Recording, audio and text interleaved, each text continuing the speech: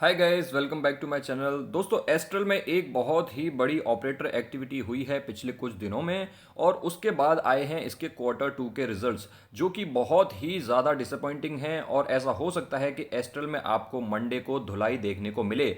तो क्या है पूरा मामला, क्या ऑपरेटर एक्टिविटी थी और कैसे क्वार्टर टू के रिजल्ट्स आए हैं, आपको इस स्टॉक में क्या करना चाहिए, ये सारी चीज़ें डिस्कस करेंगे इस वीडियो में। तो दोस्तों, अगर आप इस एस्ट्रल के चार्ट को देखोगे तो ये आपको जो तेजी नजर आ रही है, ये आपको पता है कब आई थी ये तेजी? एस्ट्रल के क्वार्टर वन के रिजल्ट्स आए थे 13 अगस्त 2022 को। 13 अगस्त को इसके रिजल्ट्स आए थे और 14 और 15 अगस्त का था सैटरडे संडे, यानी कि 15 अगस्त को उसका रिएक्शन देखने को मिला था। और वो कैंडल है ये जो जिसमें आपको ये नीचे विक दिख रही है, ये वो कैंडल है। और रिजल्ट्स बिल्कुल भी अच्छे नहीं थे, क्वार्टर वन के रिजल्ट्स बहुत ज्यादा खास नहीं थे, लेकिन उसके बाद भी स्टॉक इतना ज्यादा भागा। चलिए, एक दो दिन की तेजी ठीक थी, उसके बाद रिट्रेसमेंट हो जाता, लेकिन स्टॉक भागता ही चला गया और स्टॉक पहुंचा 2000 से सीधा पहुंचा 2600, यानी कि आप समझ सकते हैं 30% ऊपर।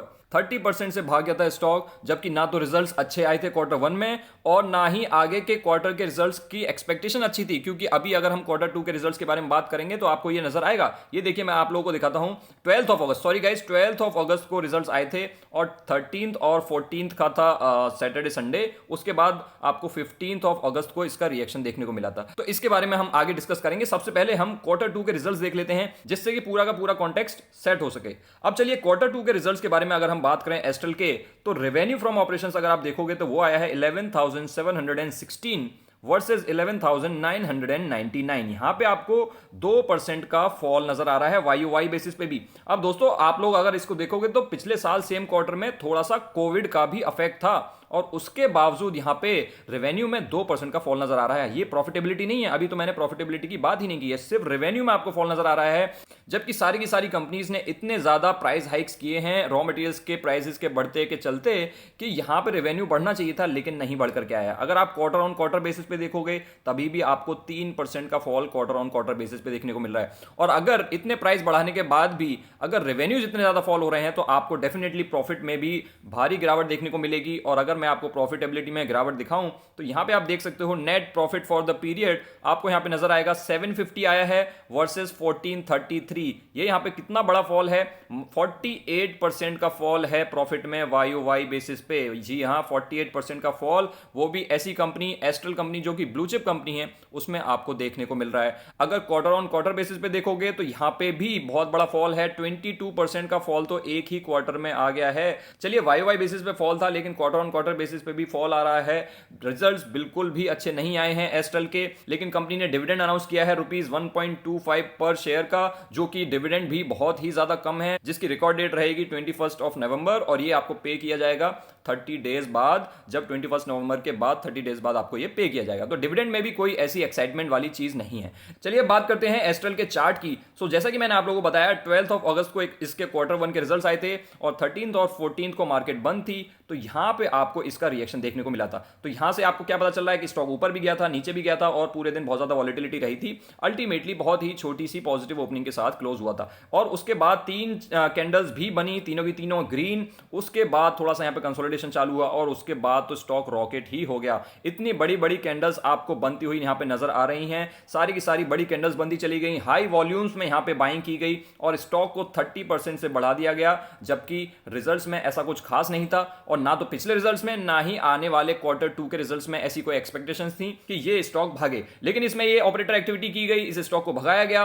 और क्योंकि पता था कि क्वार्टर टू के रिजल्ट्स अच्छे नहीं आएंगे, उसके बाद ऑपरेटर ने अपना यहां पे प्रॉफिट भी बुक कर लिया और स्टॉक को गिरा दिया गया। और अभी स्टॉक बिल्कुल वहीं आ गया है जहां पे क्वार्टर वन के रिजल्ट्स के टाइम पे था। देख लीजिए, आप यहां पे स्ट्रेट लाइन बना के देख लेना, बिल्कुल उसी प्राइस के आसपास आ गया है जहां पे क्वार्टर वन के रिजल्ट्स के टाइम पे था। और मुझे ऐसा लगता है दोस्तों, जिस तरीके के क्वार्टर टू के रिजल्ट्स एस्ट्रल के वीक नजर आ रहे हैं, आपको इसमें पिटाई होती हुई नजर आ सकती है। अब देखिए, यहां पे कोई और एक और गेम हो जाता है तो मैं कह नहीं सकता कि मंडे को ये पॉजिटिव ही ओपन हो जाए, क्योंकि अभी अपनी ये जो एसजीएक्स निफ्टी है वो 18,490 के आसपास पहुंच गया है। सो मार्केट में इतनी गर्मी है तो उस वजह से हो सकता है कि एक दिन ये भी तेज हो जाए, क्योंकि आपने फ्राइडे को भी देखा होगा कि मार्केट इतनी ज्यादा गैप ऑफ ओपनिंग हुई थी कि ट्रेंड जैसे स्टॉक के जिसके बहुत ही ज्यादा खराब रिजल्ट्स आए थे वो भी गैप अप ओपनिंग के साथ स्टार्ट हुआ था, लेकिन at the end of the day 3-4% की गिरावट के साथ क्लोज हुआ है। सो आप ये ना देखें एस्ट्रल को कि मंडे को गैप अप होता है या गैप डाउन होता है, मार्केट के साथ आपको देखना चाहिए। बट अगले 2-3 दिनों में मैं एस्ट्रल में गिरावट एक्सपेक्ट कर रहा हूं,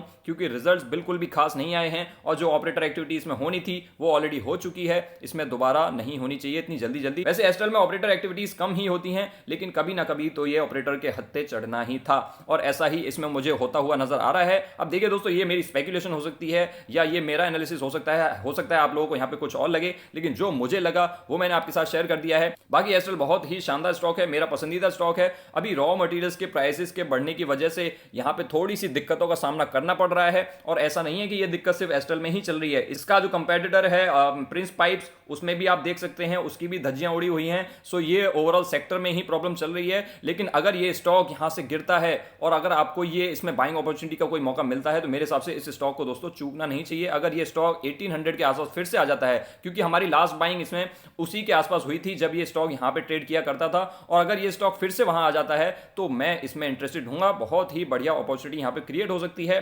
ऐसे ब्लू चिप स्टॉक्स, ऐसी बढ़िया कंपनीज जब 1-2 क्वार्टर के रिजल्ट्स खराब पोस्ट कर देती हैं तो वहीं पे हमारे लिए बाइंग अपॉर्चुनिटी क्रिएट होती है, और जब ये कंपनी अच्छा परफॉर्म करना स्टार्ट कर देगी, जब ये स्टॉक रोज भागना स्टार्ट कर देगा, तब मैं इसमें कोई बाइंग नहीं करूंगा, क्योंकि मैं स्टॉक को सस्ते दामों में ही खरीदना पसंद करता हूं। भागते हुए स्टॉक को खरीदना तो बहुत आसान है, लेकिन उसका गिरना भी बहुत आसान होता है। चलिए दोस्तों, आज की वीडियो में बस इतना ही। आई होप आप लोगों को ये वीडियो पसंद आई होगी। अगर पसंद आई हो तो आप इस वीडियो को लाइक कर सकते हैं, और इस तरीके की वीडियोस, डेली अपडेट्स और डेली रिजल्ट्स एनालिसिस के लिए चैनल को सब्सक्राइब कर सकते हैं। Thanks for watching guys, I will see you next time.